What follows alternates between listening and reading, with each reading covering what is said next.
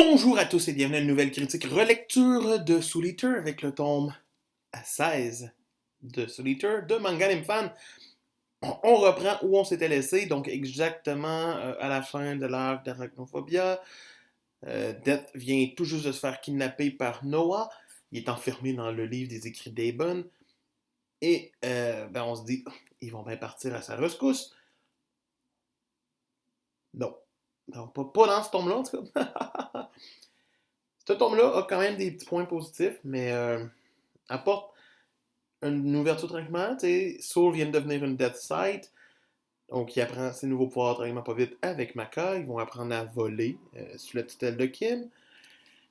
C'est quand même pas si pire au début de les voir avec ses ailes, quand il a réussi pour vrai à avoir des vraies ailes derrière son scythe, parce que c'est le même qu'on vole dans la vie. L'image est stylée, même si c'est en plein combat contre Gopher, qui agit sous les ordres de Noah, justement, pour aller essayer de la tuer, parce qu'elle a une trop grande perception. Et c'est stylé quand elle utilise ses ailes. Vraiment, c'est beau. Mais sinon, t'es comme... Cool. Ce combat-là est le fun. Il mène à rien. Il est plus le fun que le combat à peu près contre Arachné, parce que au moins, il y a de quoi qui se passe. Même si c'est un combat dans les airs.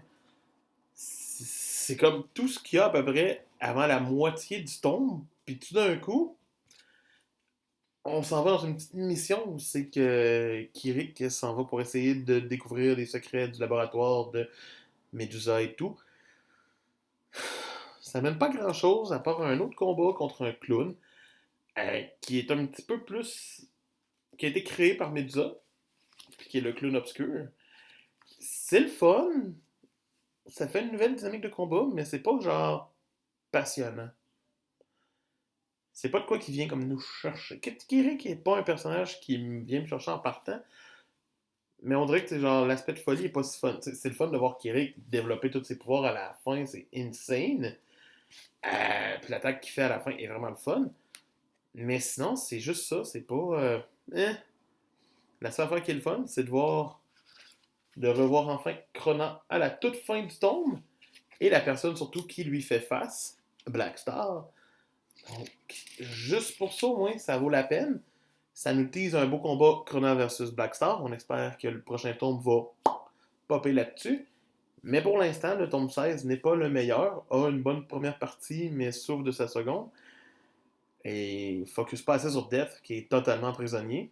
Pour ça, ça mérite une note de 14 sur 20. C'est un manga fan qui vous dit pour plus de Soul Eater, c'est toujours demain. Puis sinon, moi, je vous dis à demain.